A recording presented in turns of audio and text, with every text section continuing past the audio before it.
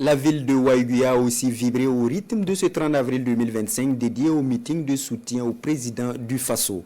Les populations du Nord ont rallié la place de la nation pour exprimer leur engagement au capitaine Ibrahim Traoré dans son combat contre l'impérialisme et pour la libération du Burkina Faso. Karim Iriboudou et Abdoul Rasmane Zongo.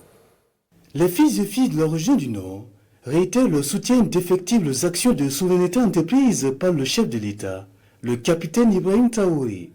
Cela s'est traduit ce matin encore par une mobilisation à la place de la révolution de Ouaïgui, une activité ponctuée des discours, slogans et musique, avec pour dénominateur commun non aux ennemis du pays des hommes internes. La population du Nord affirme sans réserve qu'en aucun cas ces manœuvres, ces perfidies ne peuvent constituer une source de démotivation. Au contraire, nous allons serrer nos rangs, nous constituer comme un seul homme pour barrer la voie aux ennemis. Que les ennemis se détrompe.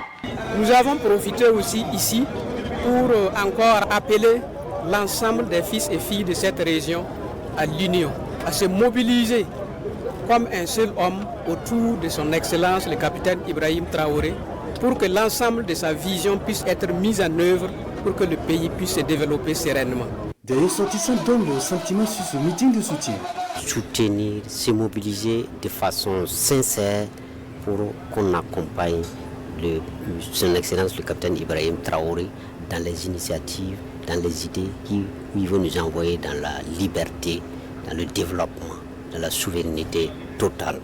Le peuple burkinabé est vraiment derrière son président. Voilà, on ne va pas l'abandonner jusqu'au bout.